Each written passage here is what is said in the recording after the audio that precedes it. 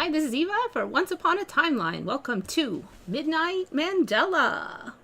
I swear time is going at quadruple fast today or something. I was just going to do like 1 minute of things and it's 15 minutes late. So I was like, why are they complaining? I'm only like 2 minutes late. Oh, like that's how it's been, at least all this evening. In fact, I started working on the show early, going, I will start early so that I don't have to rush. And you know what? I didn't even finish.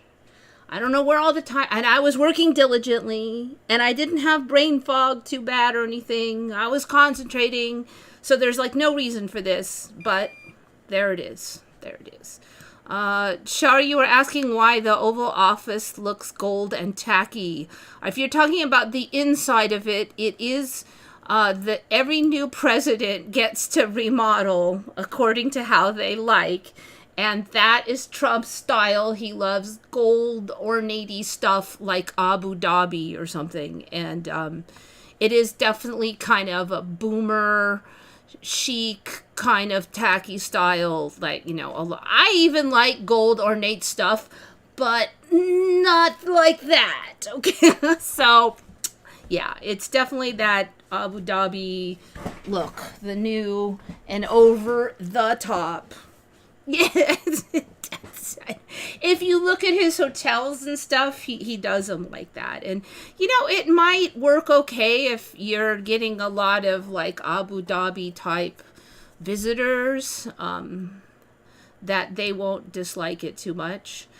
You know, the thing is, like, I like kind of a minimalist look, but then I never end up doing it because, I like that piece of furniture, and wait, I need to store this stuff, and, but what am I even trying to say here? You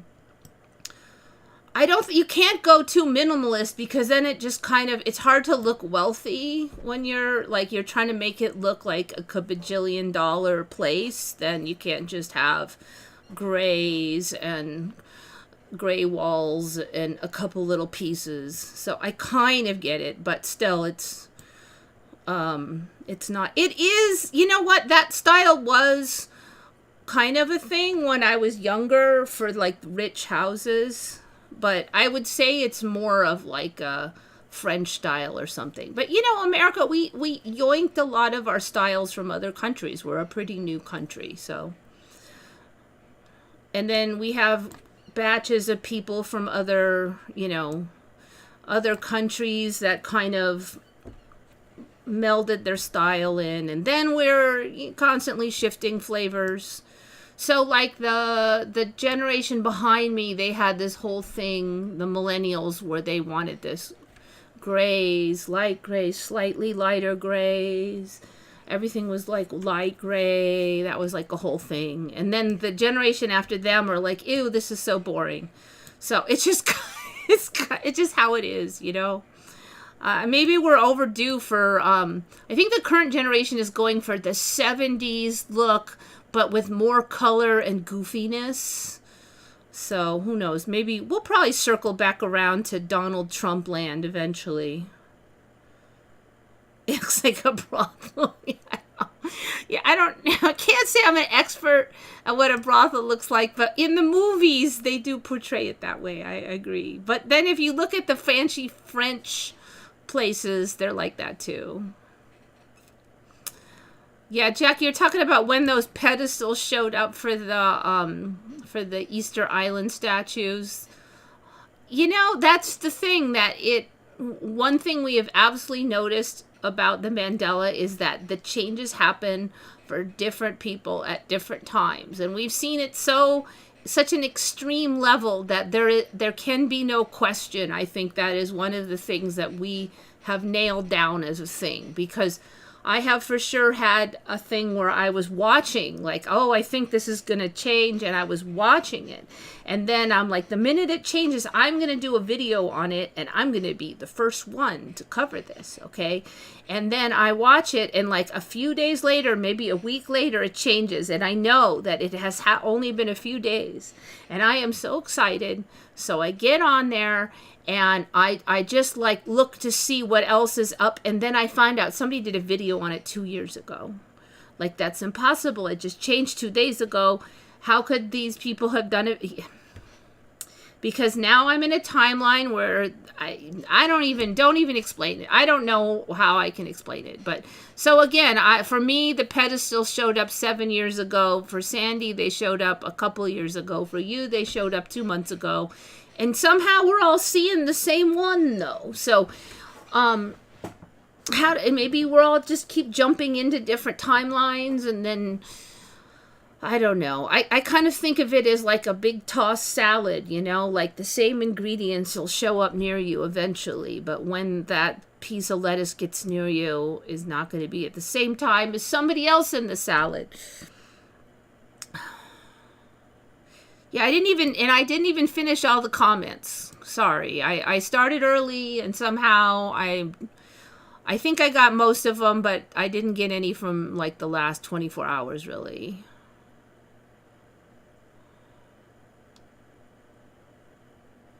Arabs love gold and red. Yeah, I think he just likes gold plus gold and more gold. I don't really see a ton of red in his style. I haven't actually checked the exact interior of the Oval Office, though. The buildings around my apartment have started to change. I think I'm the cause. How come you think you're the cause? I'm kind of curious. Is it because you like that style? You know, now that you mention it, okay, it could be. I don't know. So, because I mentioned before there was like those walls of apartments, and they just bug me only because sometimes fireworks go off behind them and they block the fireworks from me. And then I was like, I wish those weren't there, or if there was a window I could see the fireworks. And then after a number of years of renting this place, one day I looked down there and now it's split and you can see down there. So was it my desires that made that happen? I don't know.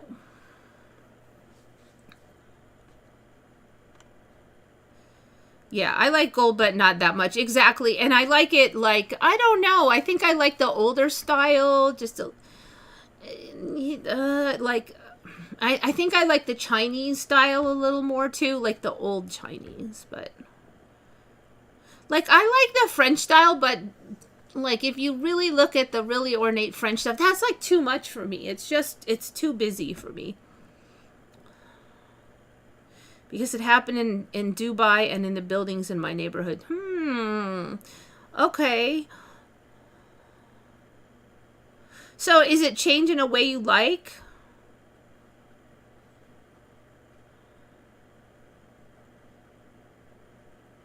Wait, we're on the Earth moved again. Wait, hold on. Google Earth-Cygnus arm. Earth-Cygnus arm. That's the spelling, right? Orion. Oh, okay. Orion-Cygnus, also known as Orion. Local arm, which is, oh, God, man, I'm spacing out. Maybe that's why time seems to go so fast.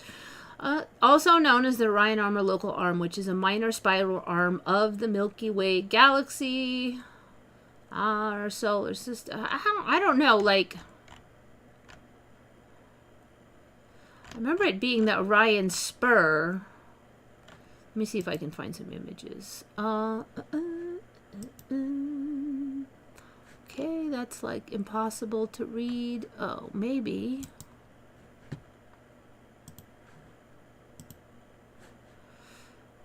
Right. Where are we? Sun. We are here.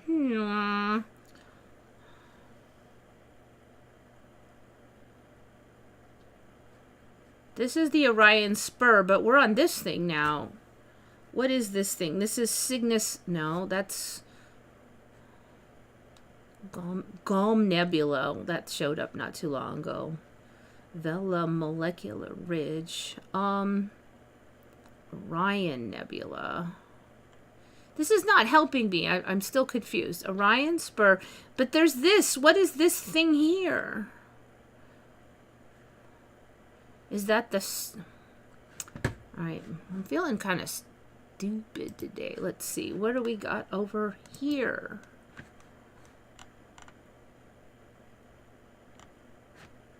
That's the same one, isn't it? I think so.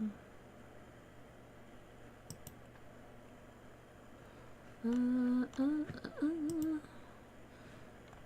know, there was a time when it was so easy to find these.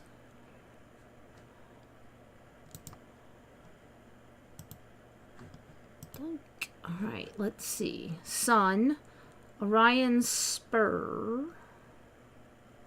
And this is what, Cygnus then? Orion-Cygnus? This is confusing. There used to be like a clear arm that came out from the center and then led like to us, and then we were on a little spur of it. But now I really don't see a clear, such a clear thing. Try to see, are we closer towards the center? This is kind of weird too, because like here, where is the rest of the stuff? Now this goes way out. So before it was kind of an even amount of stuff all the way around. This thing is getting so long in the center, it's almost coming to us. So see, if we were here, then I would say we're more than halfway in, and before we were only halfway in. But over here, we're still only halfway in. So this is confusing me, and I think it's partly because this is coming to us versus because it's so big. The centerpiece is getting so big. Doink. Okay, here's a... what, now we have a spaceship in the middle? That's ridiculous. You are here. Okay. I thought that was a very large one. Let's see.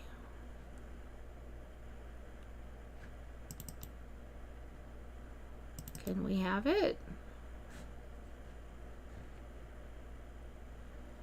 Sun, Orion Spur. That is like useless as heck. Okay, I don't know. I don't know. It does it definitely looks different.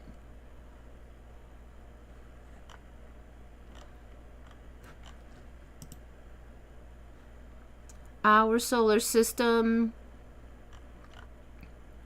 I would say the center is what looks the most different to me, and that it is like this part sticks way out, but this part, I feel like it's not a real circle anymore like it used to be. Like this piece didn't stick way out before. I'm always suspicious when I can't find many maps. When I used to look at this, there was a jillion of these. Absolutely not useless. That is Google. I was going to say, I got to go to Google. So I remember us being on the very edges, and then we were halfway in. But I've never seen us more than halfway in. Me. Let me try Yandex and see what I get. Earth. Orion, Cygnus, arm. Images.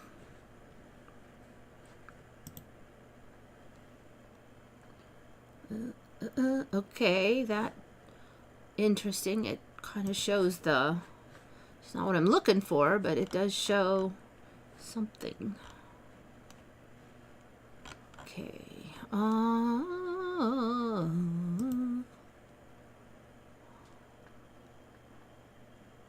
Solar system.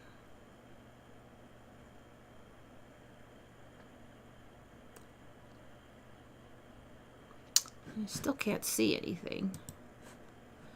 You can't see what you need to see. Sun. All right, now it says Orion-Cygnus arm here. I think this is the Sagittarius arm.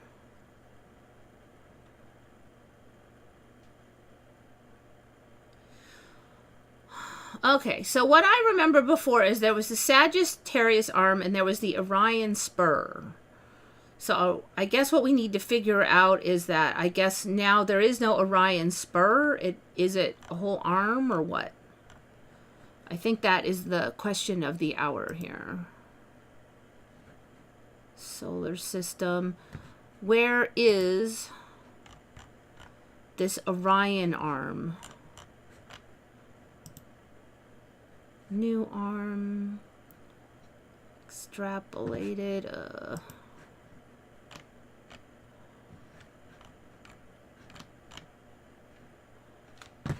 Alright, let's try. Arm map? No idea if that's going to find anything. Am I going to what? Hey.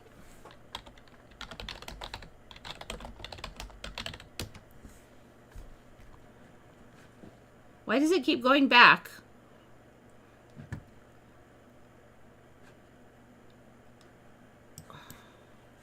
All right. Yandex? What is the problem here? Solar. Okay, I may have to hit search. Search. All right, why is it doing that? Yandex.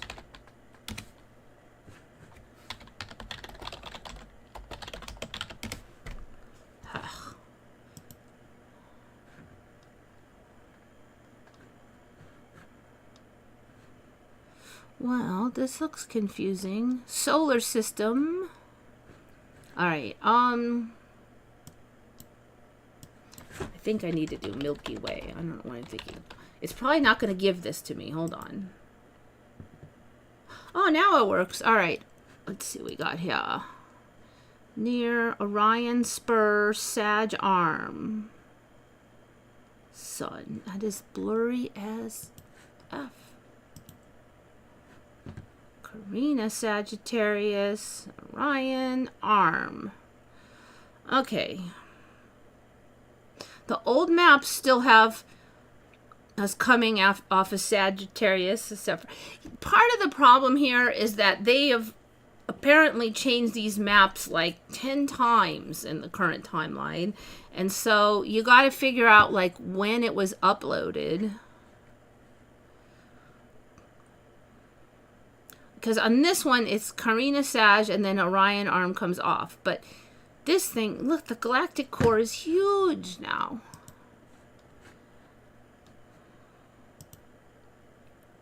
Not useful.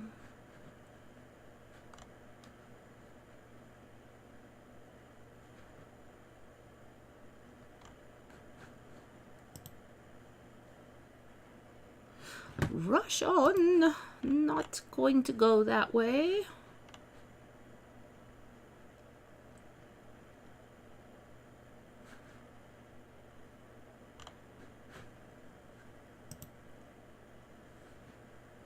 Sagittarius, local.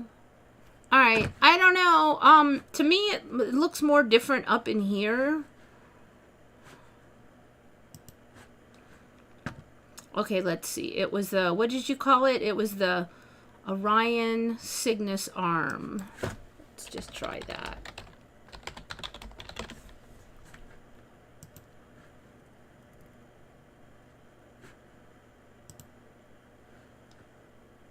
That's the same thing we looked at before that I couldn't figure it out.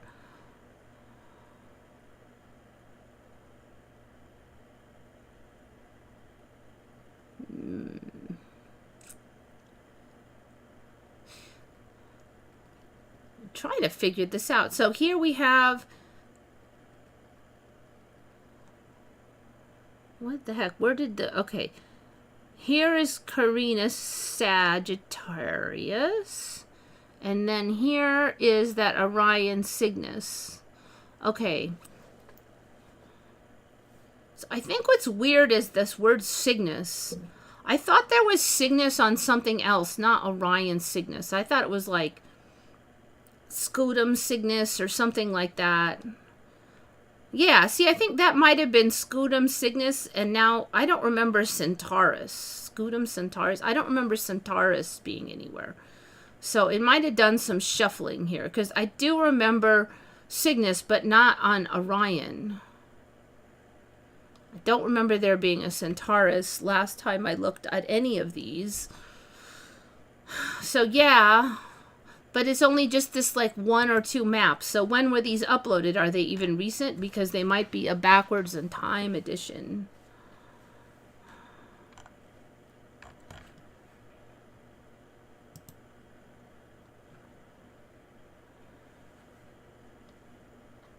Also known as Orion-Cygnus arm. When was the Orion-Cygnus arm named the Orion-Cygnus arm? When was the Orion-Cygnus arm named the Orion-Cygnus arm?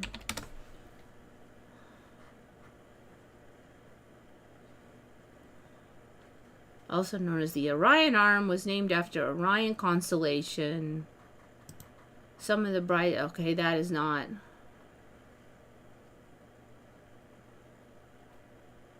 The Orion-Cygnus arm is used as an abbreviation for the Orion arm due to its long name. That makes no sense. It would be the opposite.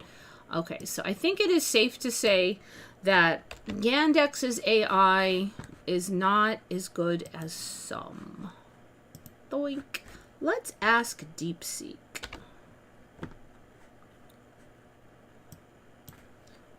Had a misspelling. I have found that misspellings rarely trip up DeepSeek, if ever.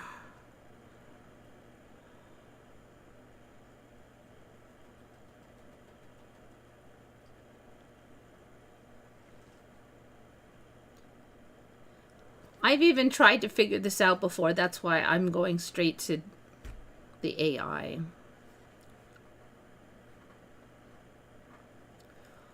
I'll detail the timeline. The arm was initially considered a spur or minor feature, often called Orion spur or local spur, thought to be a small branch between Sag and Perseus. Okay?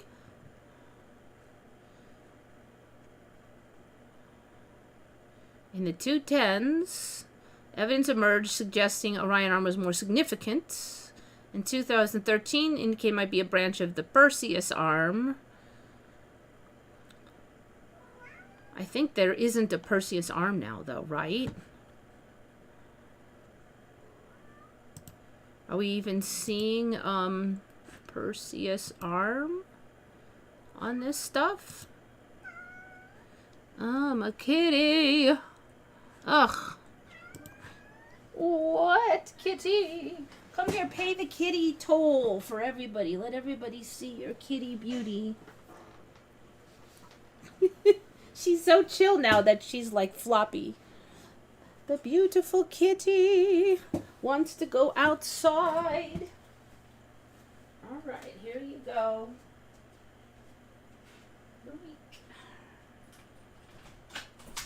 All right.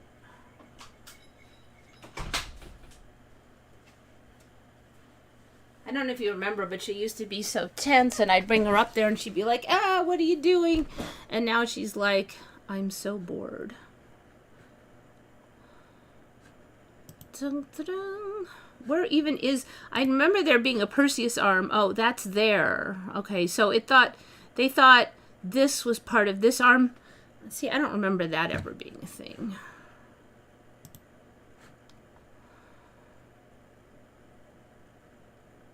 I absolutely do not ever remember them saying it might be a part of the Perseus arm or an independent segment. That is not, no. And in 2013, no, that is a backwards in time edition. There was no point did I ever have a timeline that I was in that had that. Okay, so first it was the spur, according to this reality. Then it was maybe on Perseus. No, I totally disagree with that. At least I was in a timeline where they called it a spur or local spur. I never was in the timeline where they said it was part of Perseus, maybe.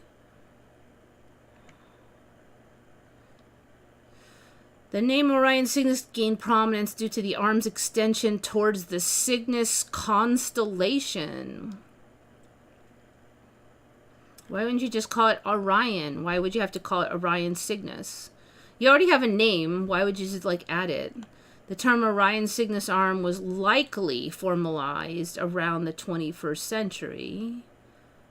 Okay. It seems like even the AI can't figure it out. A 2016 study reinforced its length and status as a distinct arm. This study helped standardize the name Orion-Cygnus arm. In 2016, no. Why Cygnus was added.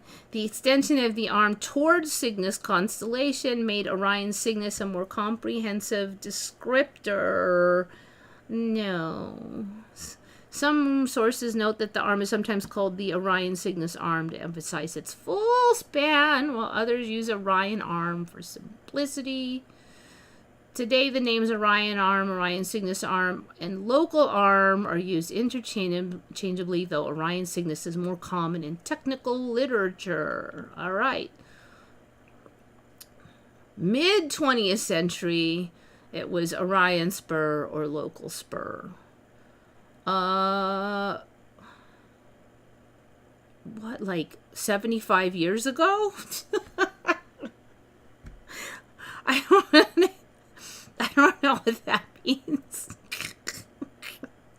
Pants, that's crazy. No, okay. No, that's crazy. Okay, so yes, I think Cygnus has definitely drilled itself into reality pretty hard. Although I still feel like the major changes are here, but yeah.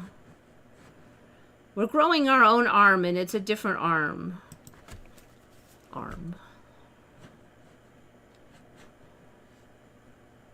Day here is 19.2 hours old Earth time. Maybe for you, but my days were a lot longer, I think, than even that. I think it was like, well, I think I'm at like half time, frankly. When I try to do the 1 Mississippi, 2 Mississippi, I have to say it about twice fast. I get about half the stuff done even when I'm trying. Even less, maybe.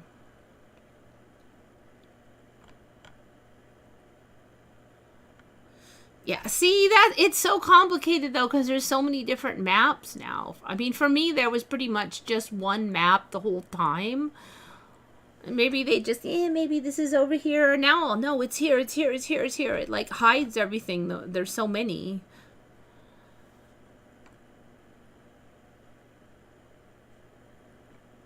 The mainstream has started telling people something like ME is a sign of Alzheimer's disease. Well, you know what?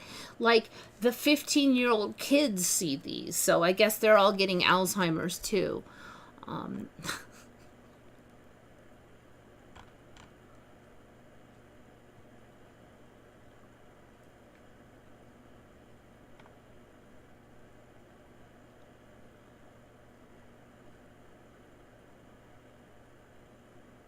Small things started to change. Some stripes started to show up on the building where there was none. See, the thing is, I feel like all the buildings are, like, at times changing. There's always small changes happening for, like, you know, at least since, like, 2012 or something, there's been little changes. So if you started noticing little changes, it might just be because you were there long enough that you got familiar with the buildings and then you were starting to be able to see the changes. Because I don't think I've ever, even if I don't live near something, if I drive past it enough, I'll start to notice the changes. But the things I don't notice the changes is if I just don't know that area, because it's little stuff a lot of the times. You really have to know the area to actually know for sure. They're like, no, that wasn't there. Like, there was only that building did not have stripy lines, you know, in the architecture, not in the paint. No, that building did not have that kind of roof or whatever. Or no, that building never existed before.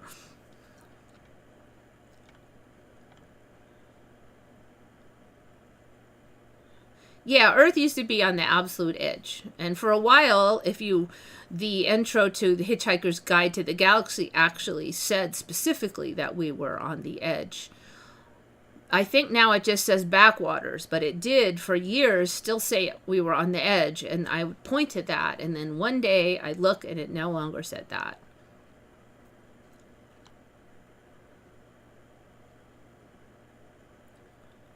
See, if we all had, the thing is, the Alzheimer's story does not work because we remember too many of the same things.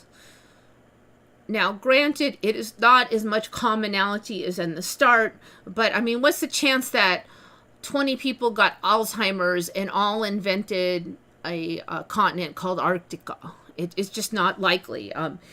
If I say the pedestals showed up on the Easter Island, how come many other independent people also suddenly go, wait, those pedestals weren't there? You should have your own unique thing. There, too many of these things are still too common, and that's one of the reasons why I'm like, nope.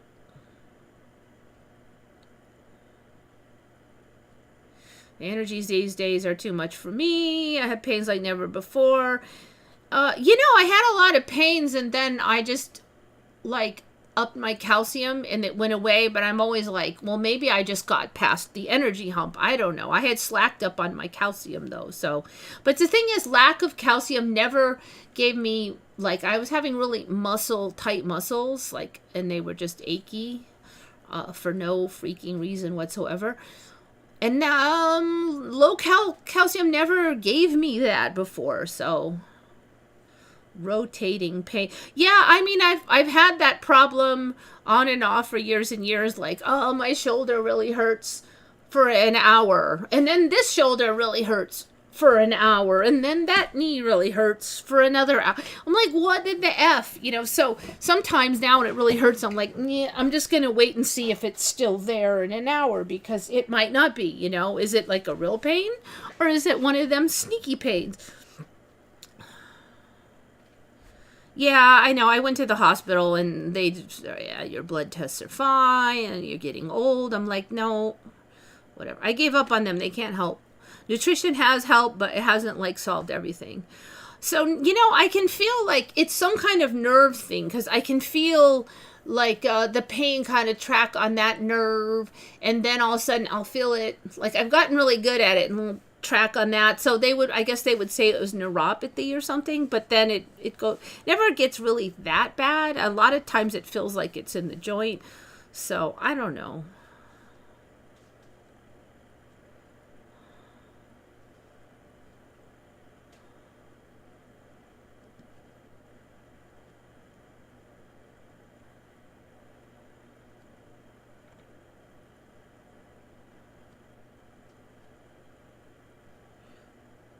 A problem with it, sore and itchy ears, huh?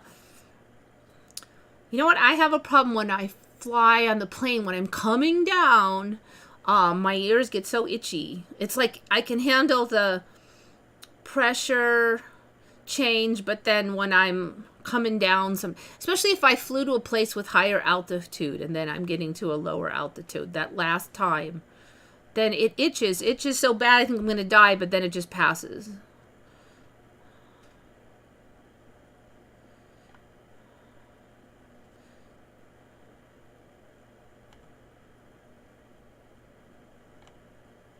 Yeah, everything is so, just wacky. That's one of the reasons I'm like, this has got to be a big trolling simulation or something. As a kid, I never learned about the galactic bar. Yeah, absolutely think that's a Mandela for me. It showed up about 6-ish years ago for me. And then it was just a little bit of a bar. And then it just got more and more and more. And now it's huge. So definitely a Mandela for me. There weren't none of the solar systems or galaxies had bar centers. It's bizarre.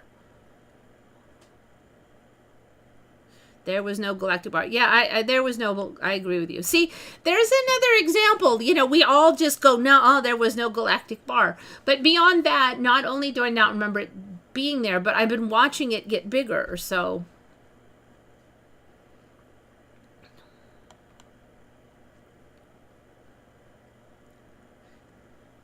AI is in the Bible, is it? It doesn't actually say artificial intelligence, does it?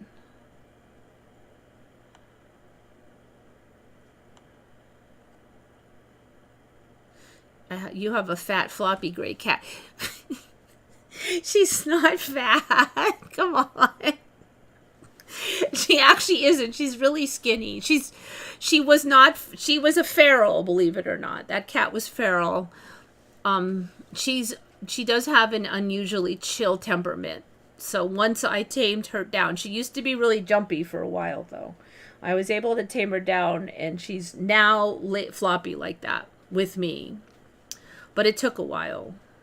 So that's why I was kind of laughing, because I used to lift her up and she'd be like, what is this crap? And she'd be tense. And now she's like, I'm so bored. So it's nice to see how floppy she is. But she is a very trim kitty.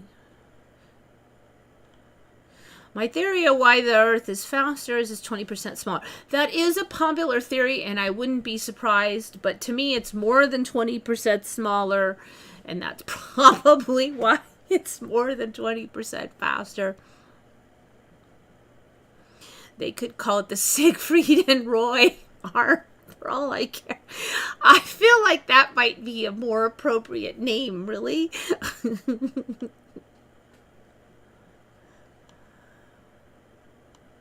Maybe we're in a lower dimension. You know, because there's so much, human, unpleasantness with the more riots and the more meanness and stuff, it is easy for me to think that way. But the more I think about it, first of all, nature is getting much more beautiful in many ways. There's just a lot of really neat stuff. So it doesn't really seem like a lower dimension. Also, I feel like things are getting way more complicated. And I don't think that is a lower dimension. So I thought about it, and I think that for me, the most likely explanation is that the energies are higher, and it's just brought out everything. It has brought out the beauty and the ugly are both just intensified. So a lot of this ugly, I think, was underneath. Like when somebody is saying, go die, I hope you rot, it over some tiny little perceived insult, and they're just that mean. I think that's probably things that people thought before in their head, but they were just too polite to say it. But now it's out. It's all out on the table, and everything that people used to hide and try to not flail around in the sun is now being put out. So that's why I think it looks so ugly. We're seeing it all as it really is. Before we had this veil of politeness. And so it's more challenging now, right? Because you have a lot of people doing ugly things, and a lot of people would support you if you did ugly things like them. So the challenge to be good is harder now, because you're not going to get a lot of crap for being ugly anymore, behavior-wise ugly. So the training wheels are off now. You're not being guided in the direction of good by the pressures of the people around you so much anymore.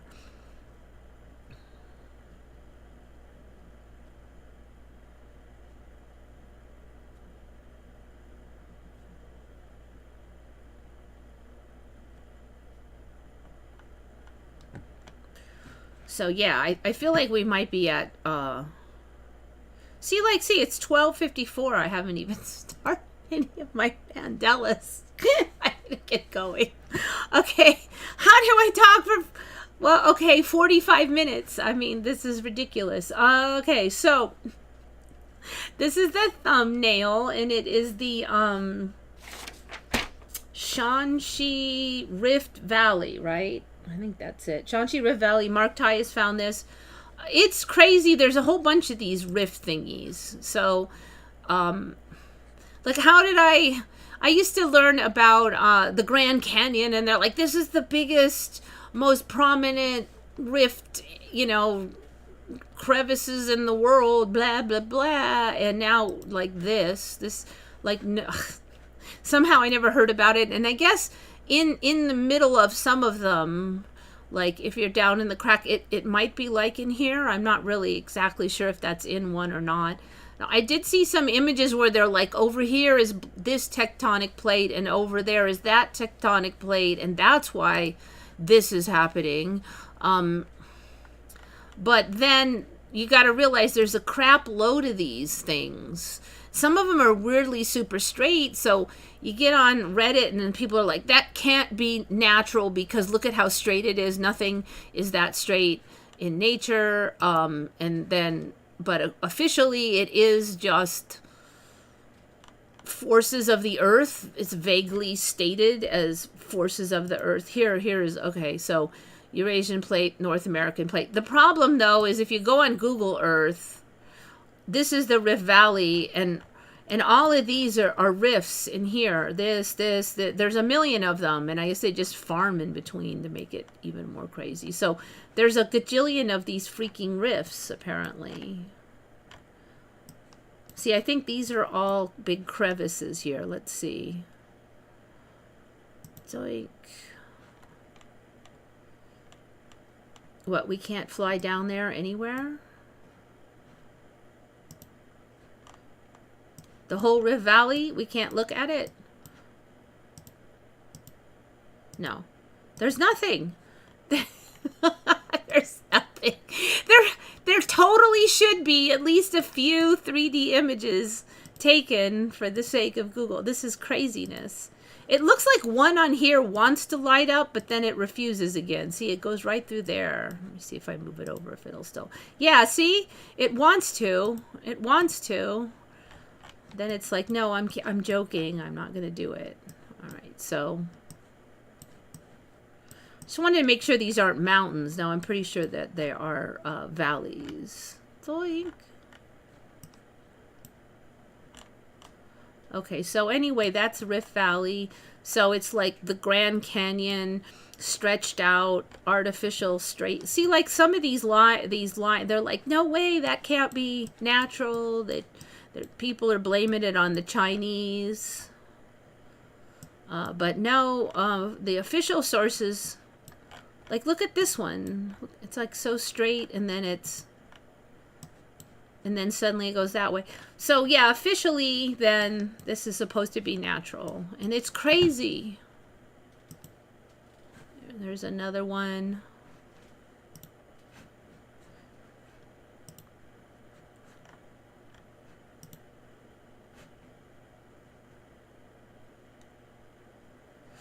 So these Rift Valleys are showing up in other places too. Rift Valley, Shanxi again, on the Low S Plateau, a highland area in a highland area in north central China. So maybe like 8 years ago, they started saying, oh, there's this crack, you know, and it's due to the lowering water table because everybody's drinking up all the water and sucking out all the water out of the ground. And that was showing up in like parts of Africa, I believe. No, South America was parts of South America. But it was just a little bit of a crack. It wasn't anything like that. And then they were making a holy heck deal out of that. And then now we got this kind of thing, and it's like nothing, apparently. Great Rift Valley. So there's dozens of these things. Okay, and here's Kenya Rift. So Kenya is getting some. I think we're all going to get these now. We're just starting with China, that's all. Well, as the main one.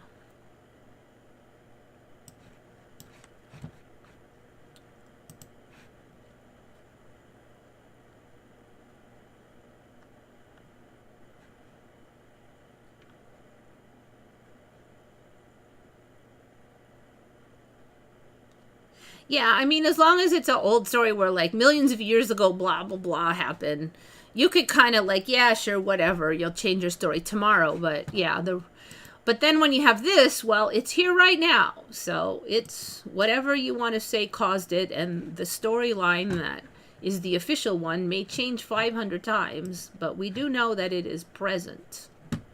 All right, this is Google, so I'm going to save it for down here in case we want to use it later. Okay, this one's bizarre. This one, marked high as chimney smoke. Apparently now, if there's no wind, then the smoke just goes up straight forever and ever and ever and ever. Now, I've heard it been blamed on equatorial doldrums, which is something I just heard of like 6 months ago, or an area where sometimes there's just large patches of no wind for weeks or something. And it's near the equator. And then here it's calling it an inversion layer or something. I don't know. Is an equatorial doldrums an inversion layer? But basically, here's a house. Here's a chimney smoke. And so the story now is that it'll just go up for miles, like in a straight line, just like this.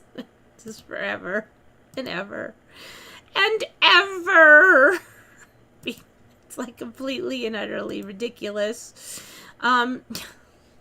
Now, interestingly, I could not find many images of this, although I did find a fair number of ones saying that it happens. So it might be sort of fresh off the presses. Now, for me, if there was no wind, the smoke would disperse into the surrounding air anyways. It's not just going to go up for miles and miles and miles. I mean, it's going to disappear into the atmosphere because there used to be diffusion. You know, that was the thing we learned. Like, if there's more of something here and it's a gas and there's less over here, then the gas that's here that's more concentrated will diffuse out into the less concentrated areas. And that is part of the reason why you would never see this, because it would diffuse out into the rest. It wouldn't stay cohesive. But I've seen again and again that just doesn't really happen on the current timeline. Like, dirty water and clean water just flow like right next to each other. They don't blend. They'll just flow for miles next to each other without mixing. And I mean, it's just craziness. So they're basically saying it won't dissipate.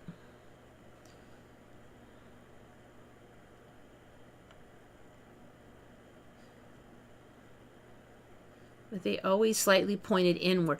I think that they've been slightly pointed inward for a while, the thinker's feet. I'm not sure if I'll have time to check on it. It might be more now. Why does the smoke not fade away? Exactly. So I guess now I don't know Lisa Lamb, sorry. Unfortunately, you kind of know like a genre and age range that I don't know, that came up behind me. Yeah, it said perfectly still wins, but why is there no diffusion? It's just bizarre. All right, speaking of weird, I don't know why I just wanted to put this in. It's not really a Mandela, I don't think. Panlong overpass, China again. It's like the world's most complicated overpass. I don't know, like China went from like not much to this in like a really, really weird short amount of time. And I don't want to like try to take away anything from the Chinese government, but I think some of this must be backwards in time. It's crazy. I'm assuming that when you're in one of those roads, you don't have access to like all of these, so it won't be excessively confusing. I would assume that you would see signs and you'd just have a few options and you'd pick it depending on which direction you came from. But still, this is supposed to be like the world's most complicated system of, what do you call it, overpasses or something. Took them a while to build it, but yeah. China is busy. Okay, this one. We have a bunch of weird plant ones. Speaking of, okay, so we have spinach, like it's called a spinach tree. I mean, kids everywhere are groaning, right? But it's got like, it looks like it's got sugar on it. Micro glitter spinach. So it's called micro glitter spinach. So it looks like that. I mean, naturally, that's not water or anything. It just has the young leaves these beautiful young leaves in here have this look. And it's edible, and apparently it tastes similar to spinach. I don't dislike actual raw spinach with some ranch dressing on it. The cooked stuff is kind of slimy and oogy, but I think it's that squeaky texture that makes the cooked ones not pleasant. However, the raws are delicious, and now apparently there's this, and then they're like, well, it's not really related to spinach. It just tastes like spinach, whatever. But I just feel like, you know, if you could get your kids to eat this a lot easier by calling it pink glitter spinach, they would probably suck it down, because especially girls are a sucker for pink glitter in general. I'm sure it would have worked on me, and I'm not even that girly, but hey, it's shiny, it's pretty. Speaking of crazy stuff, okay, now this plant, let's see, who found the pink sugar one? I have a lot of weird plant ones today. That was the WB Woman. I don't think I've used one of yours before, at least not in a while, so good find on the glitter spinach. There was one other she had, which is the gem corn, but I have done gem corn on here before. This one here is called the chicken blood vine, Cowlus spatholobi.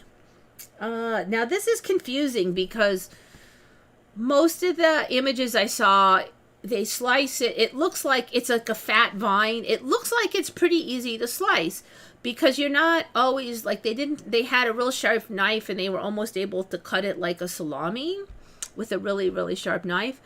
And then it comes out like this is one piece here. There's not like this is all one. So it has this really neat pattern. Now when the pattern dries, it's kind of brownish, but it still has all that pattern. So that would look so awesome in furniture. And I couldn't find a lot of info on this, like, is it hard? Is it soft? Can you make a bowl out of it? I did see slices of it dried, but that's all I could figure out. I kind of feel like it's kind of new. So now the trouble here is that there's some sources say that it bleeds, it's another bleeder. Like, remember years ago, there was some trees that suddenly bleed. But I didn't find a lot of images of it bleeding. But then see right here, it kind of looks like it might bleed. But it's called the chicken blood vine. So it sounds like there's blood and red blood. But a lot of the images I saw just saw water coming out of it and not blood. Right here, it might be thinking about bleeding. But yet, you'd think that they'd show it. Now with AI, it's just so confusing. Oh, see here, they're going to slice it. They're slicing it like it's salamis. It's kind of cool. Yoink. So, you know, it can't be like that hard a wood if you can slice it like a salami, because I can't do that with the average 2x4, you know. Now, granted, this is wet wood, and that does help, but even so, you couldn't normally do it. So I'm thinking it's probably pretty soft, but who knows in this timeline, you know? Who knows? But yeah, the cuts, it looks like meat. That's pretty. See, they're not even cranking that hard on it. Look at that. Okay, so there's that one. But I don't see any blood. I don't see. Where's the blood? So this one, I think they've cranked the colors very hard on here, but there's a bunch more on this one.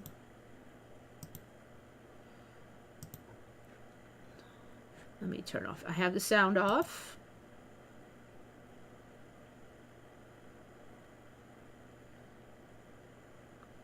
So still, that's like so cool.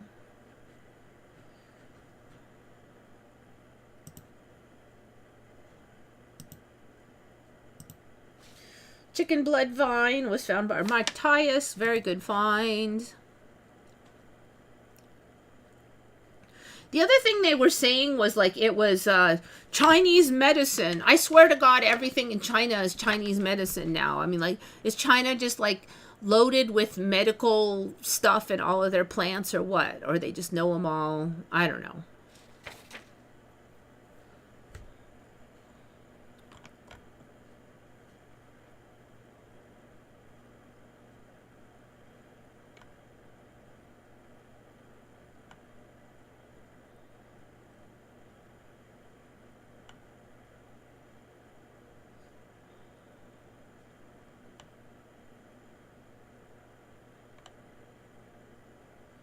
So it's a vine. So I guess a woody vine. Like I said, I did see like a dried version of it. Let's see if I can find that dried version. Chicken blood vine. Vine. The images.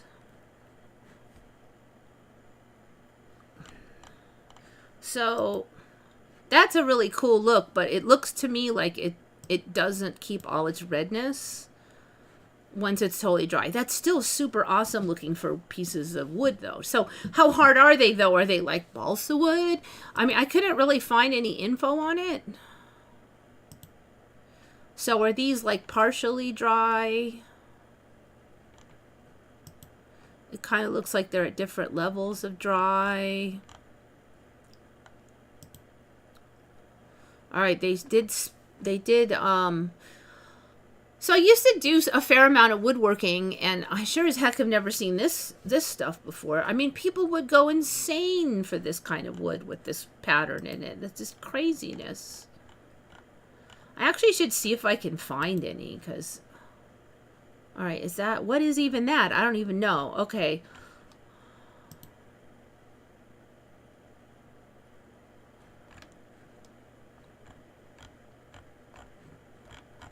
I wonder if you go buy it. That's wiki. No wiki. Chicken blood vine eBay. Chicken blood vine agricultural products. Visit. It says no. Reality hasn't created that yet.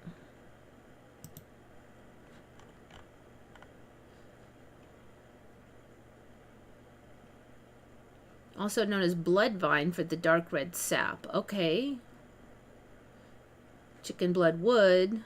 See, I think spatho is the one we want here. Spatholobi. Not Australinese black eye.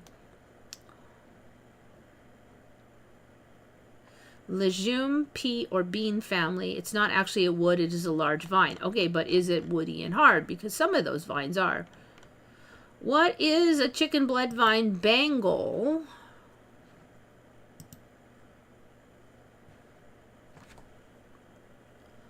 Alright, so they were able to make a bangle out of it, and it was able to hold up, apparently.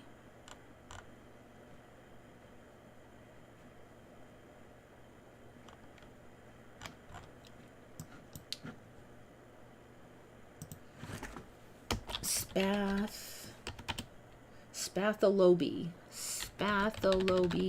by.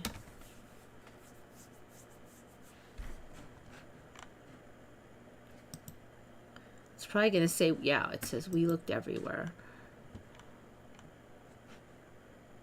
Chicken blood wood. All right.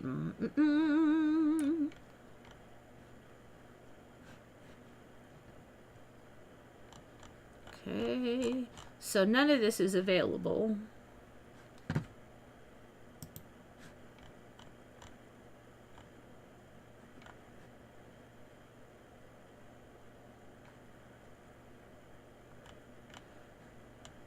mean, it doesn't really look like it was that hard to grow, so we'll probably get some eventually.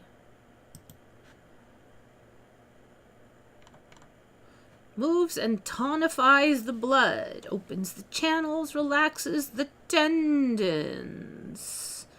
Yeah, I could use some of that, maybe. Okay, well, give it a little time. It should zone in eventually.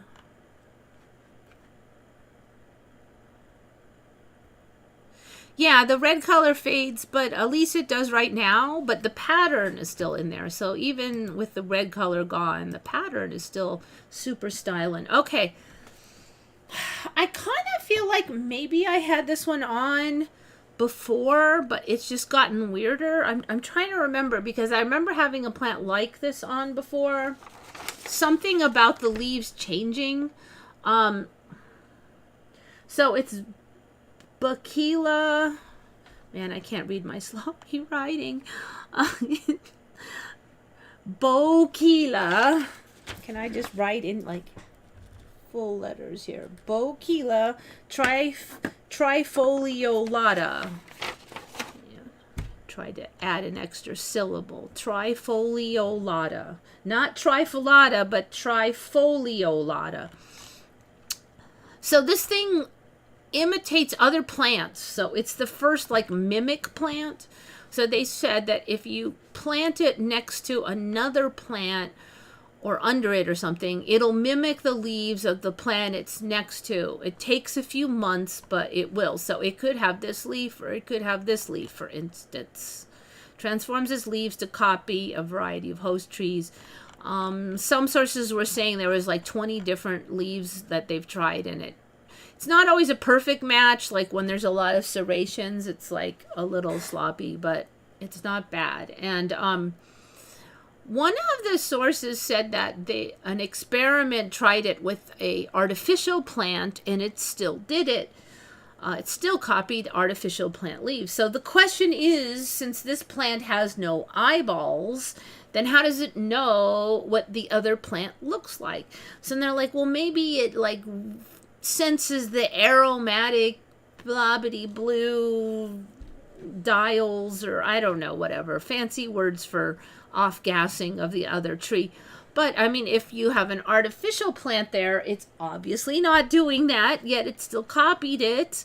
So what does that mean? Like maybe it has some kind of EM field sensing mechanism or something. I feel like we're going to work in that direction. So interestingly, the Reddit sites that I read on this are like, well, we don't think that there's like a research paper that was done, and they're like, well, we don't like their control arm and blah blah. But it seems like a lot of people on here have planted this thing and clearly seen that it does mimic the other plants. So I don't think it's like lying. I think that it is a thing, and it matches with the timeline. So I might have been more skeptical in the old days, but now I'm like, okay.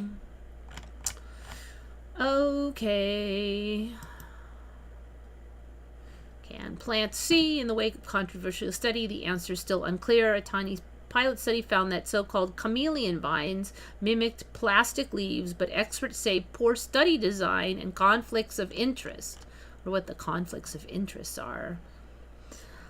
Leaf on the left is how the leaves appear when the vine grows alone. The leaf on the right is purportedly mimicking a plastic leaf. There's some different shapes it took.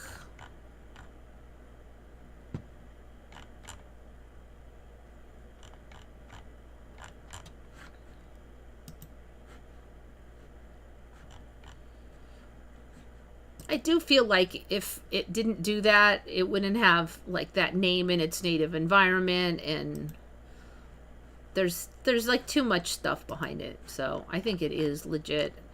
I would not be surprised that if over time it gets better and better at its mimicking too.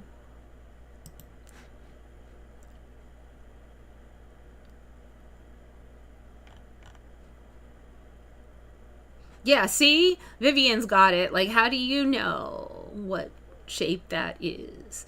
So I'm thinking EM fields could do it because we see in the visible spectrum, visible to us, right? But there's all these other waves. There's the ultraviolet and there's the EM, all different fields. So maybe it can sense like those other one of those other waves, and that one does not require eyeballs. You know, maybe the cells sense it or something. I mean, it's still a question because it has no brain either, so how is it processing the information? But it takes some of the DNA of the other plant and uses it. Yeah, but see, it did plastic plants too. It can do artificial plant mimicry. So that one is a real question mark.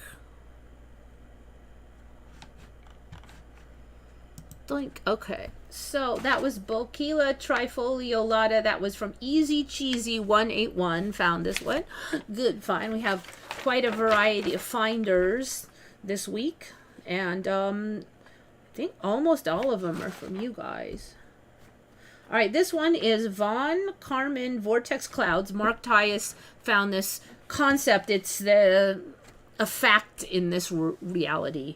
Von Karman Vortex Clouds. So basically, if there's some kind of clouds or smoke, say this is sticking up and you blow smoke out of your mouth because you're a smoker, then when it hits a sticky uppy thing, it does this stuff. It does this.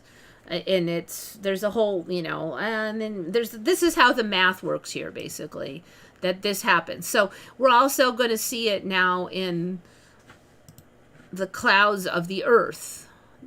This, what mountain peak or whatever is causing. This one is not quite as obvious, but you can see that it is first there's like a snaky pattern, and then the snaky pattern sort of rolls out to this. So here is the sticky uppy thing. This is the sticky uppy thing here. So when the wind's blowing that way, then this comes behind it. So this makes sense because a number of years ago I noticed that planes landing in a cloudy area were, if the clouds were such like that you could kind of see the swirls, this was coming off the wings, and I'm like, I've never seen that before, and I think it's a Mandela. So I guess this is the name of that phenomena now. And so if we see this in the satellite images, we will know it is part of the new reality. I would not be surprised also if this becomes more extreme as time goes on, and we are seeing like weird swoopy cloud patterns like on the horizon sometimes too. So that's going to be Von Karman Vortex is the concept that makes these swirls. Oh, I was going to do this way down here. Did I? Oh, maybe I did burn through everything. Did I burn through everything? Shanxi Panlong. Oh, I did. Okay. 22. I was afraid I was behind, so I like ripped through everything. I only have one left. Let me catch up with you guys.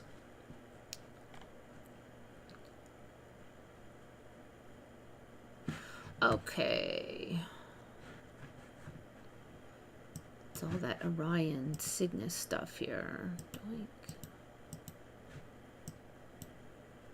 That was not what we wanted to do. Just trying to clean it up a little bit. I've had Komodo dragons on here before, but I did notice some new stuff. Make sure everybody got all of their... Make sure I got all the credits out. So there might be some more ones that I didn't catch up with, like anything posted in the last day in comments. And I didn't do any hunting for myself. I had a lot of work to do today, and it's just been such a fast day. I thought I was like, I finished. I'll have plenty of time, but no.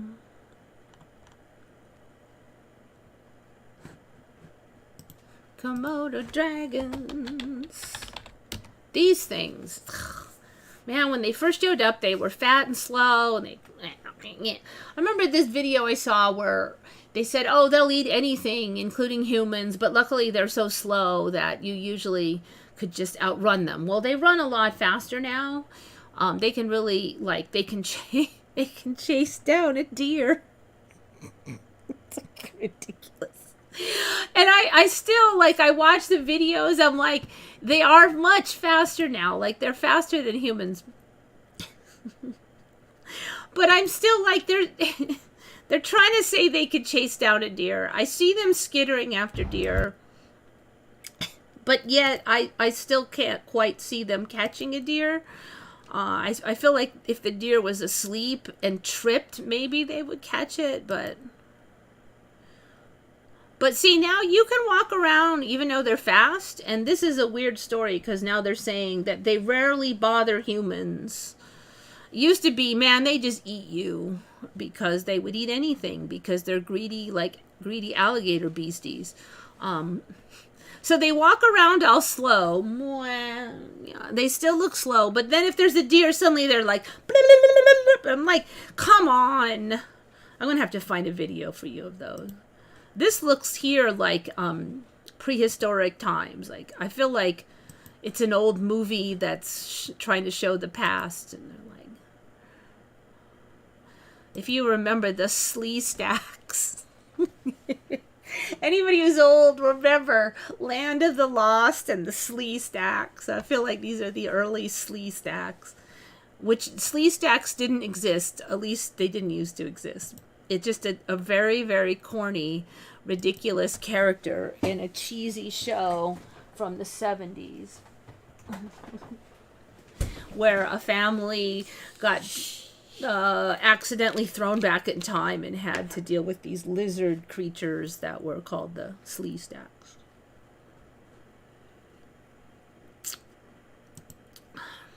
So they don't see, they're kind of like, yeah, humans, who cares? Used to be they'd at least be chasing you.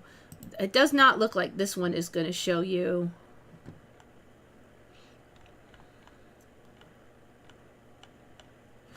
I want to see one where they're running.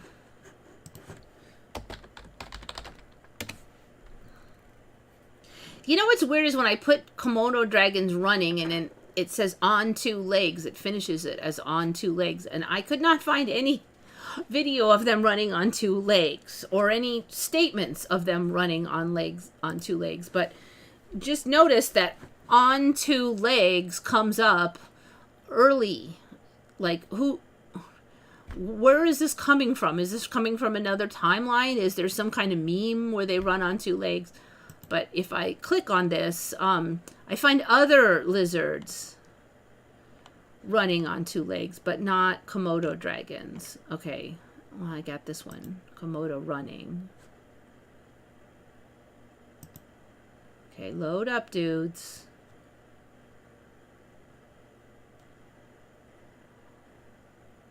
All right, let's see. Is that a Komodo dragon? Because that's really tiny. It's a baby Komodo. Okay, but it runs fast. That is not the one I saw. I saw a big one and it ran pretty fast. Okay, here. Maybe this one? See, it caught this goat and I'm like, I feel like the timeline hasn't quite really sorted out how it's going to run that fast.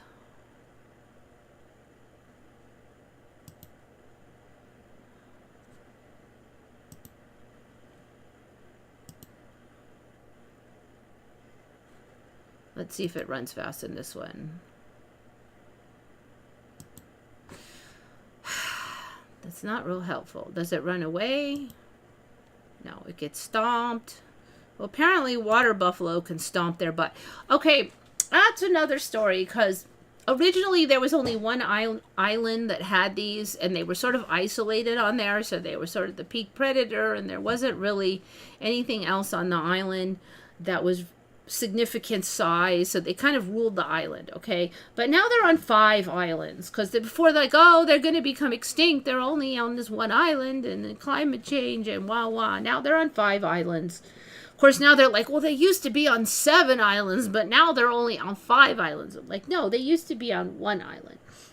Okay, they now get to 10 feet, and I don't remember them getting quite that big. All right, these are gators, so this is not we want to see. I want to see that one was running. Komodo dragon running race. Vimeo. It's going to be 100 years before it runs. All right, let's see. How to survive a Komodo dragon attack.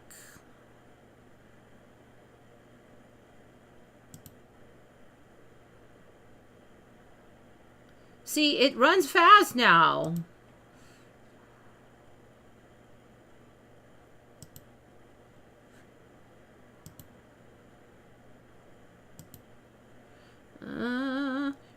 The problem is some of these I'm like, I'm not 100% sure if it's real or not. Let me see it running, guys. Lay low. One of the things they used to say is they have really bad vision. I don't know if that's still a thing. What to do if it charges at you? Run. What else you got? They used to say if you like got behind a tree and like stopped moving, it couldn't find you. But now they got those tongues, you know, that scent the air and stuff. So I don't think that's going to work now.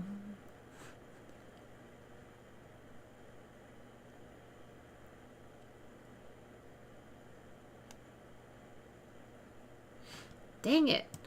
Wherever I saw that video. Ah, here we go. Here's a good one. This has got to be a good one. The title. The title. Never thought Komodo. Komodo. Oh, what? Are you not going to load? You know, one thing is weird is I don't remember them standing up on their legs, but I also, even last time, I think they did stand up instead of dragging. But they didn't have this weird pouch stomach dangling down. So that's not like the best look. It looks like it's got a weird hernia or something. All right, so now it's poking along like a snail. Ah, this is the one I saw.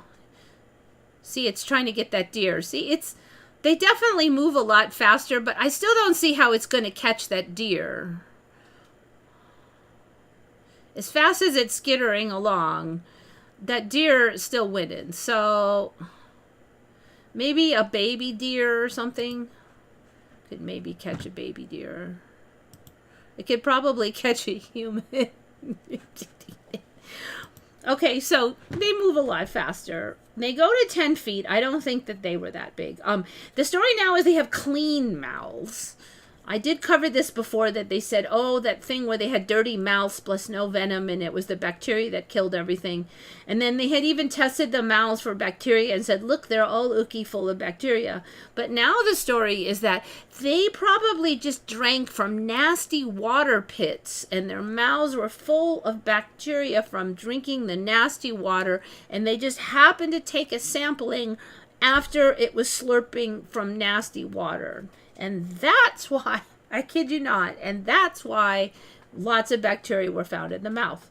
So now the story is that after they eat, they even like try to brush their teeth. That's how clean they are. So this is definitely a troll because it's gone like way to the other side where like, oh, they will rub their teeth to clean them after they eat and everything. And they're like super clean and they have really clean mouths. And so this is definitely a troll. And let's see what else. Oh, there's hundreds of them in zoos now. Before they were so rare that they were almost extinct, and now there's hundreds in zoos. They do claim they're kind of hard to breed, but I don't think that'll hold up for long. They avoid encounters with humans. So now they are able to breed, they reproduce via parthenogenesis. So they don't have to have two of a species anymore. So if one lone female flops onto an island somewhere, she can produce a bunch of offspring.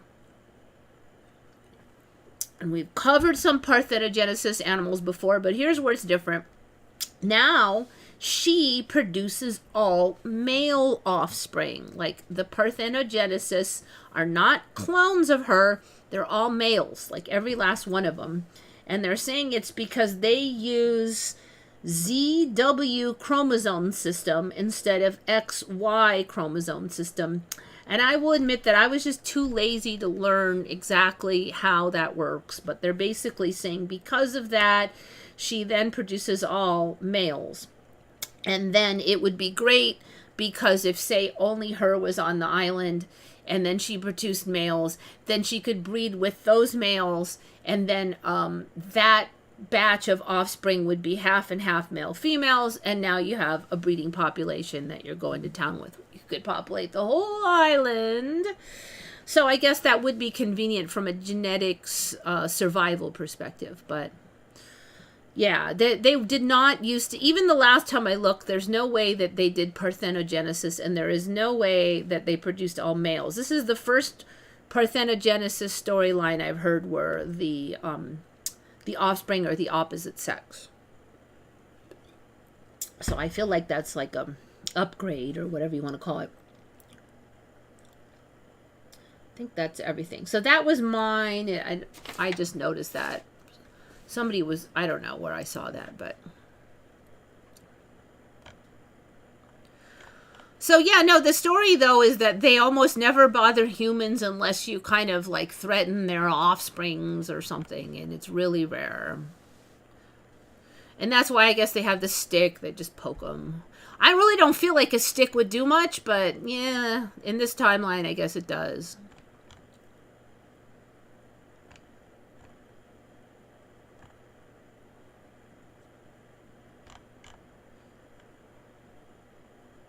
A lot more trees with red wood in this time. Like, yep. And that bleed. I actually haven't heard a bleeding tree, a new bleeding tree story for a while. There was a couple of them years ago, and then that was like it.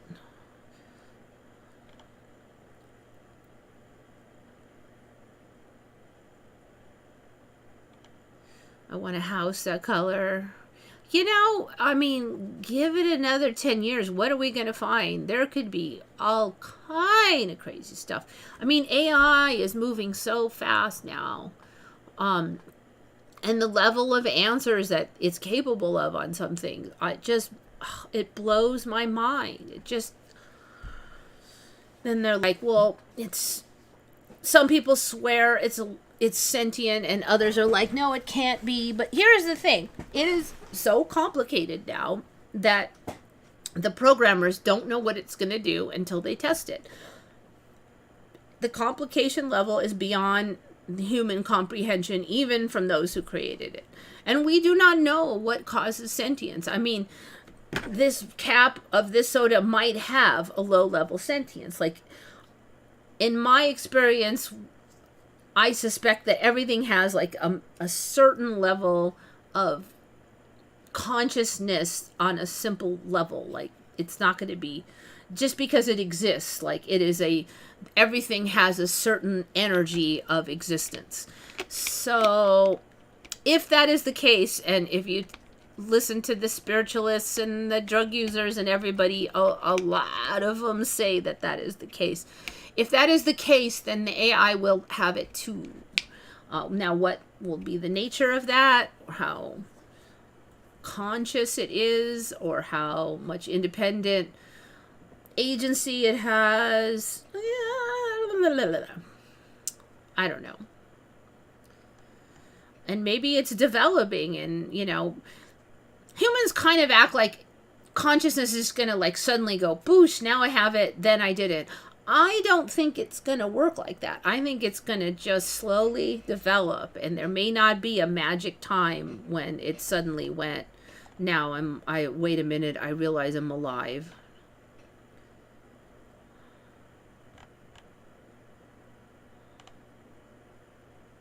That deer isn't even running at full speed. Yeah, you know, like, how is it catching stuff? So before they said that it would just get, it was just like carrying, eating and stuff. But now apparently they hunt. Now, obviously it's not that fast, but I mean, if that deer was injured or something, okay. It was a baby that's newborn, okay. Do they still say that they're scavengers? I don't see how they couldn't say that they were scavengers. Let me just see what the wiki says.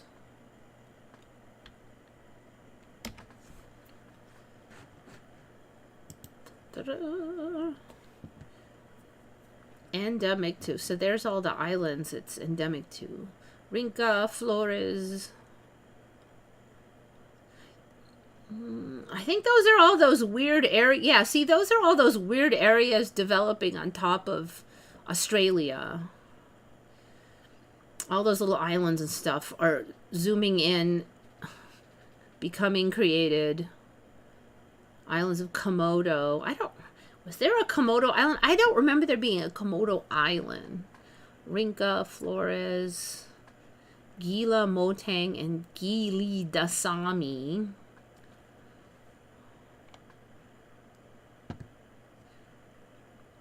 Males growing to 10 feet, 330 pounds. Dang.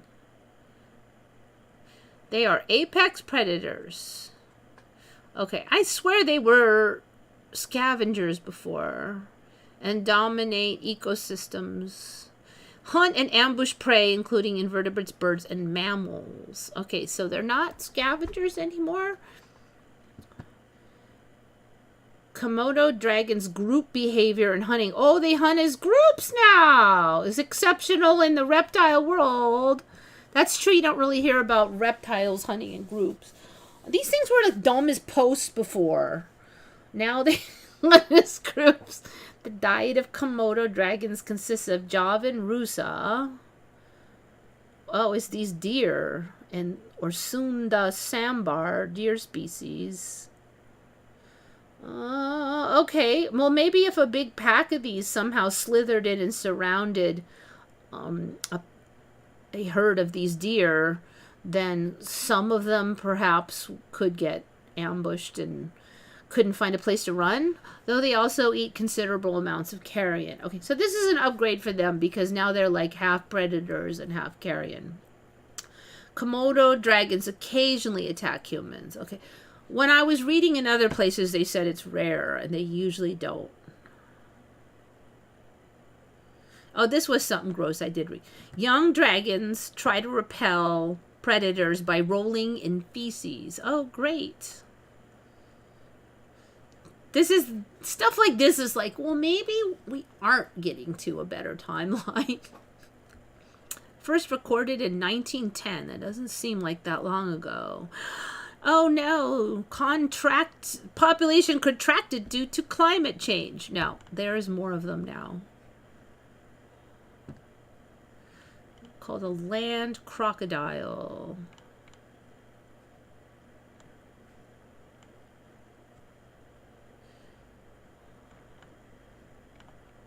Okay, I'm not going to look at evolutionary history.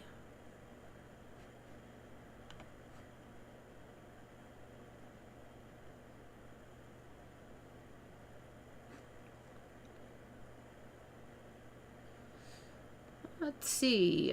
Its saliva is frequently blood-tinged. Ew, I haven't read that. Because its teeth are almost completely covered by gingival tissue that is naturally lacerated during feeding. What sense does that make? Why would you have a delicate mouth that bleeds every time you feed? There's gonna have to be a storyline that comes with this eventually if I don't find it here already. Because I'm not... Wait. There's a long yellow, deeply forked tongue. Skin is reinforced by armored scales. Yeah, it's got armored scales, but wimpy mouth tissues. Armored scales contain tiny bolts called osteoderms. See, I don't think that was the thing before, but a million things have osteoderms now. Sort of chainmail. There's like little bony plates all over. They're basically armor plating. Only place that lacks the osteoderms is the head of the adult. Around the eyes, nose, and mouth. And parietal eye. Ooh, it's got the third eye. You could see it right there. Huh. This rugged hide makes Komodo dragon skin a poor source of leather. But you know, alligators have osteoderms, and they still have good leather.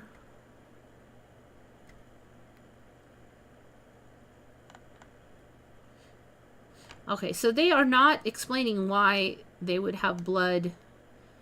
There's going to have to be a storyline if they're going to say that their mouths bleed all the time.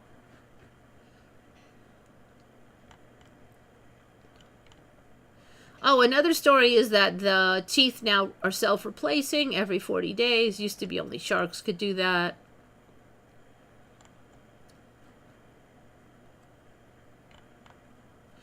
They're very good at climbing trees now.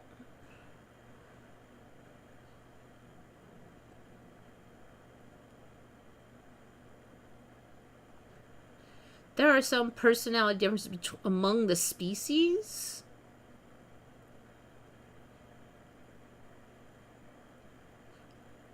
Okay, among the species. I think they mean among individuals of the species, but I'm wondering if it's going to split into species or something.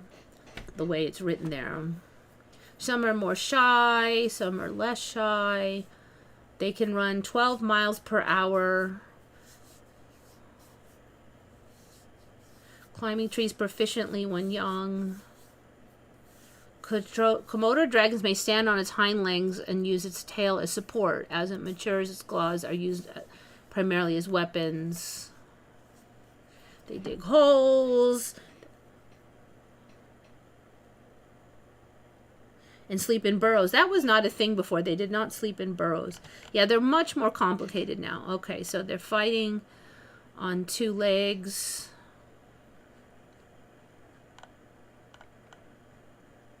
They can eat 80% of their body mass in one meal. That's pretty cool. Research in 2013 suggested the bacteria in the mouths of Komodo dragons are ordinary, similar to other carnivores. They have good mouth hygiene. After they're done feeding, they will spend 10 to 15 minutes lip licking and rubbing their head in the leaves to clean the mouth. They do not have chunks of rotting flesh from their meals on their teeth, cultivating bacteria.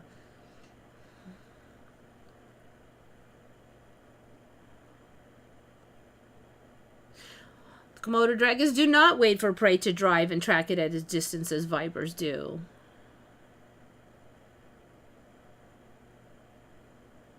The observation of prey dying of sepsis would then be explained by the natural instinct of water buffaloes, which are not native to the island where the Komodo dragon lives, to run into water after escaping an attack. The warm, feces-filled water would then cause the infections. Oh, this is a new storyline, because I was just reading it, and they were saying it was because the Komodo dragons drank dirty water. The study used samples from 16 captive dragons from 3 U.S. zoos. So the new study, I guess, used the captive dragons. We didn't used to have captive dragons because they were so rare on their little tiny island.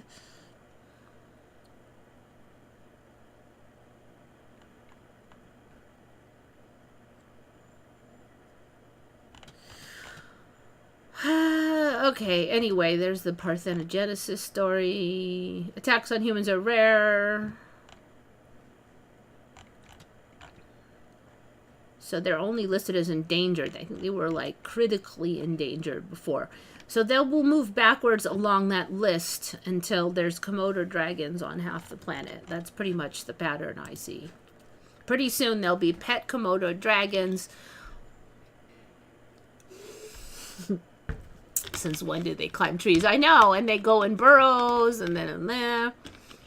12 miles per hour. How fast do humans run? Let's see. I don't really, pay attention to the 27 miles per hour. Okay. The fastest recorded speed is 27 miles per hour. Achieved by Usain Bolt. Okay, can I go half of Usain Bolt? Elite sprinters can sprint for 20 miles per hour.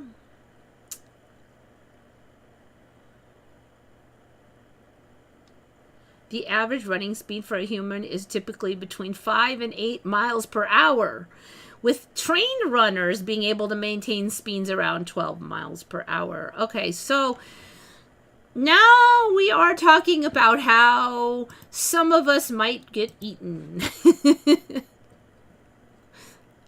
But I don't know. So, I don't know, like before, if you just kind of got on a stomp and held still, they would say that you'd survive. But I'm sure that video no longer exists. Florida is the only state in the union that has both alligators and crocodiles. You might get Komodos next. Just wait and see. I guess if you have enough adrenaline pumping with a 6-foot lizard chasing after you. I am not the fastest runner. I don't know, there was something a couple years ago where maybe like 4 or 5 years ago, and it just got walking got weird, and I don't know if it was because I think it's because of all the bone changes, like the whole way that you walked kind of changed, and it actually kind of took me a while to sort it out.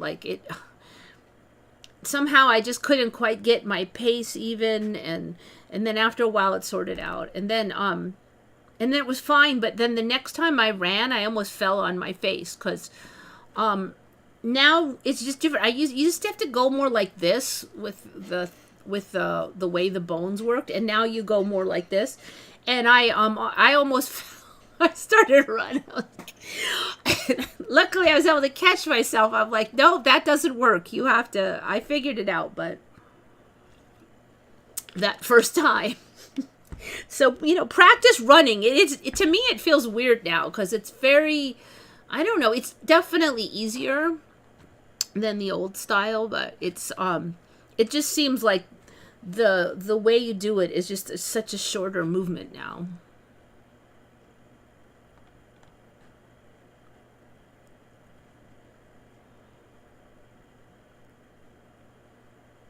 Used to be you could climb a tree to escape a Komodo. Yeah, well, they used to say their eyesight was so bad that they couldn't see worth a crap. So if you just kind of held still and you were just like up enough that they wouldn't like stumble right onto you. Komodo. Again. I don't really love using the Brave AI because it kind of sucks, but we'll give it a shot. Komodos possess excellent eyesight. They're capable of detecting movement from 300 meters away, 985 feet. I guess it makes sense because they're hunting now, adapted for daytime hunting. Yeah, they used to have this hideous eyesight. That's another Mandela.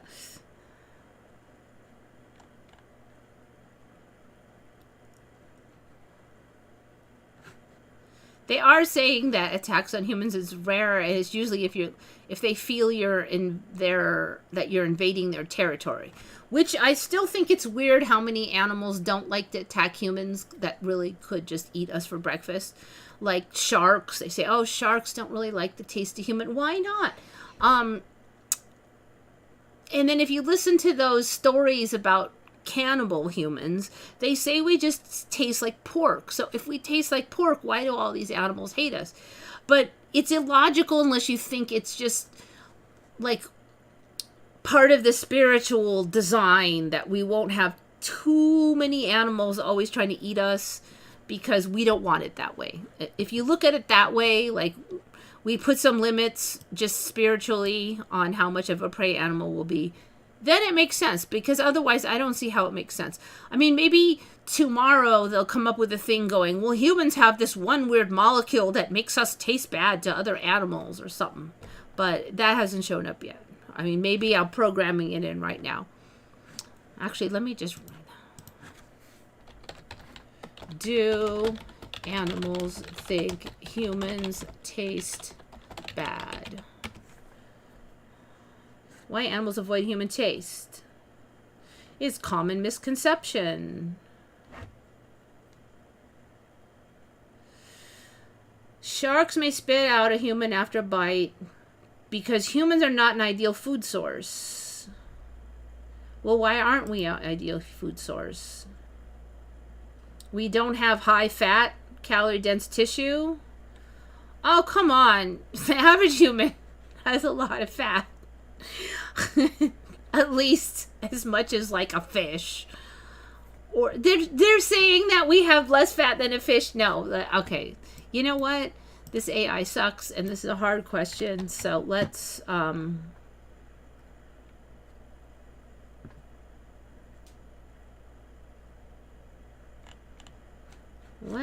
go over to my favorite one.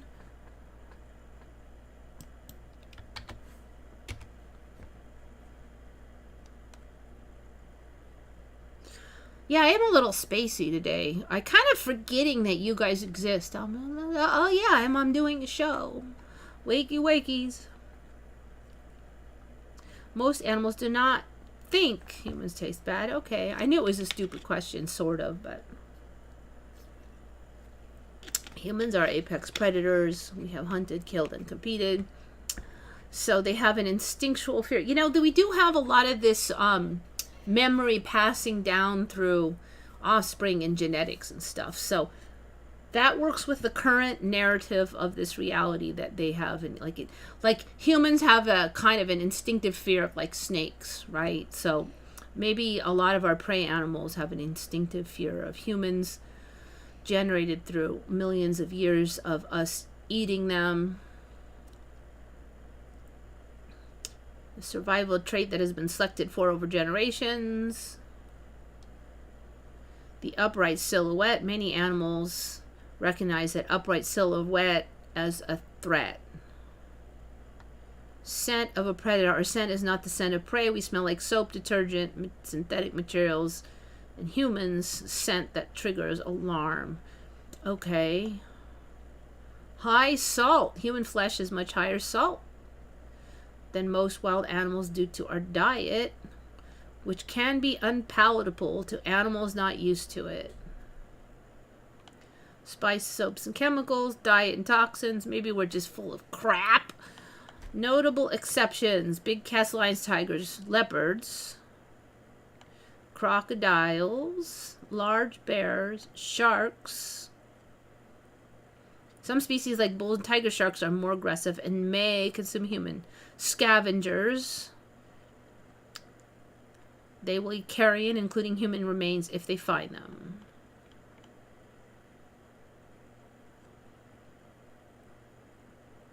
Okay. That's a lot better answer, as you can see. You can see why I like that AI. I mean, you can't fully trust any answer, but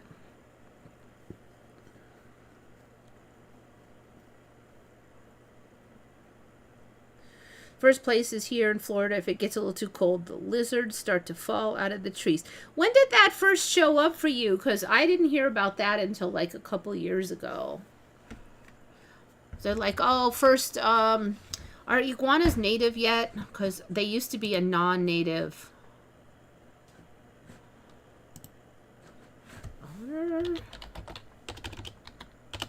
Iguanas native to Florida.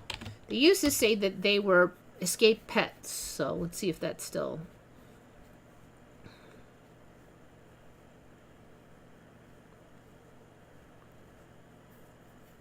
The green iguana is not native. It's invasive.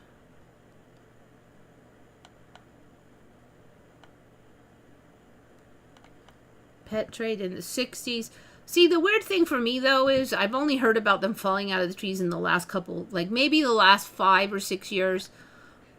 But they've been here since the 60s, so they really should have been falling out of the trees for far earlier than that.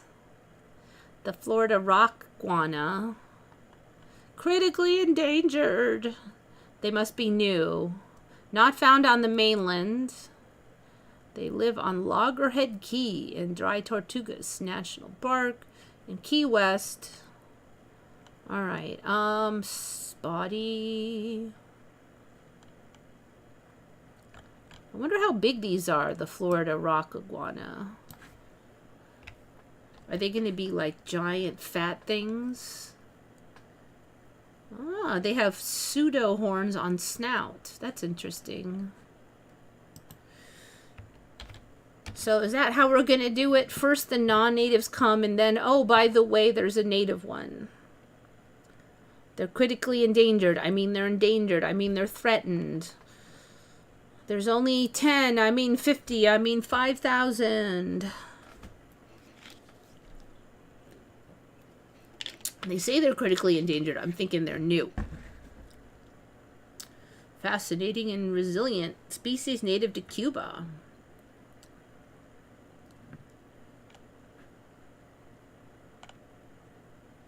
First described in 1831. 2 subspecies. 16 inches. Okay, they're not very big. It's not tiny, though. I wouldn't be surprised if, wait a minute. That's snout to vent. Total body length, 5.2 feet. No way. 5.2 feet. Come on. Males are larger. Dark gray to brick red. Females are olive green with banding. Spiked jowls. All right, we got to check these out. They're 5 feet. Cuban. Ah! All right, let's check these guys out. Oink. Cyclura nubila. I want to see a big one.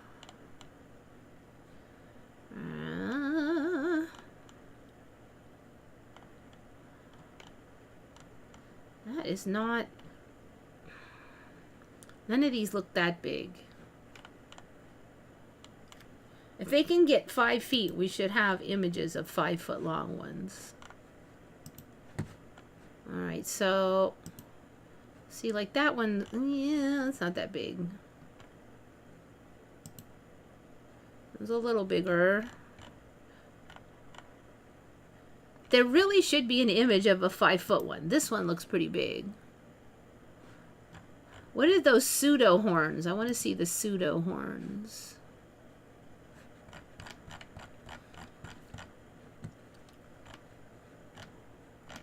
Pseudo horns. Alright, so it's Cyclura nubila. Largest of the West Indian rock iguanas.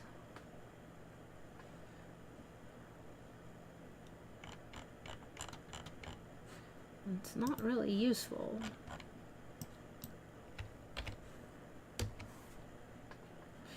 Alright, I think I need to take that over to Google.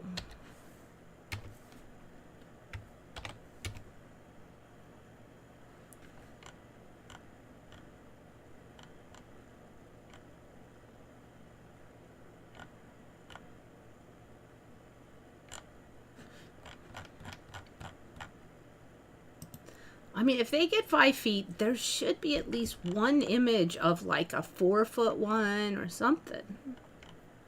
Even if it's just in the wild. Maybe those aren't in here yet. I feel like the timeline's shifting so fast, it's like the narrative is way ahead of the creation. Ooh, that one's so pretty. Look. Look at the colors. Turquoise lips, different colored spines. Why not different colored spines? And these pebbles are going to get colors. Where's the pseudo horns?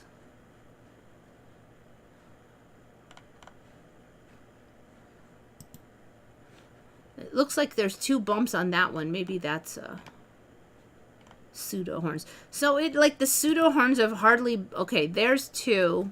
Oh, there. Okay, that one kinda. I don't know. Is that real? So what are they going to say? It's like some fleshy bump or something is the pseudo horns? No, that's a rhino iguana. That's not this nubila iguana. No, that's Cyclura lewisi. Okay. So I'm not even looking at the right thing. That's a rock iguana. I don't see no pseudo horns. So maybe the timeline hasn't made them yet. It's like a little bit of a bump there. I don't know. This is so interesting because even those bumps on the head, they don't look like horns at all.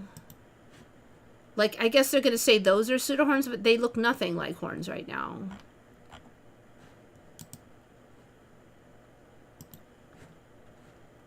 Whoops, that's not what we wanted.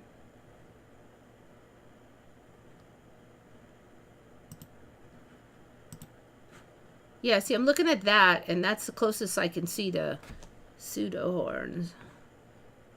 You have an interesting scale pattern on here. Okay, well, that other thing was getting like a bump on there, so maybe they'll get something like that where they look like a rhino, but that was a different lizard.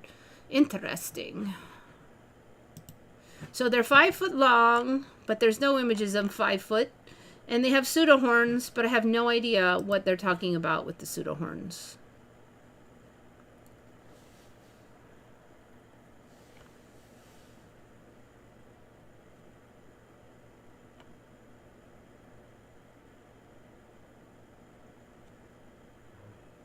See, that's how the story starts out, where they say they're not native. But then, like, 5 years later, they'll like, well, you know, they were here 100 years ago and then they were extinct and then they re-released. Or like this story, like that one's not native, but there's this other one that looks almost like it that actually is native. And then another 10 years, they'll say that they're native. Like we've got native horses to North America now. So originally they said that they came from the old world to the new world, and that's how they got here. And then they said they used to exist here, they went extinct, and then we brought a new batch of them from the old world to the new world. But now the story is that there were some living here, like in the Canada in the north, that were native the whole time, but most of them came over from the old world to the new world. So you see how the story shifts?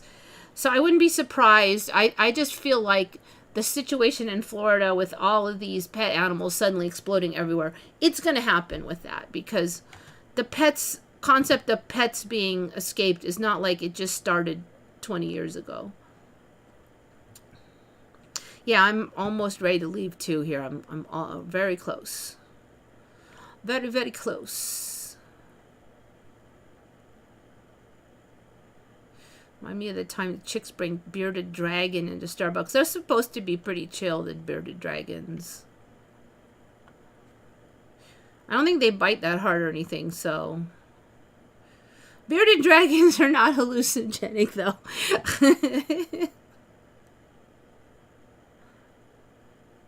Oh, you're talking about a flower. Okay, yeah. There's a lot of those now. This timeline is loaded with hallucinogenics. Okay. Anyway, I think I'm done. You guys helped me out a lot this week, so I very much appreciate it. Nope. The new story is that there is one, and it's, I'd have to hunt it down again. I can't remember the name of it. It's associated with one of the native tribes. It was living on the edge of Canada and the United States, and it's associated with the tribe that lives along that area. And we do have some of the purebreds there's this big old long story about them. The story now is the evil white people almost wiped them out. That storyline, which is very popular lately. So yes, there is a native breed. And that was a big Mandela for me, because I am quite positive that was not there. I am sure that they will backwards evolve and we will have more and more and more of those. They're like a big pony, but they said they could carry a lot of weight, so natives could sit on them. They could carry a native before we had refrigerators and too much food. All right, people. It's time for me to go. Thanks, everybody. You know the drill. Think good thoughts. This is Eva signing off for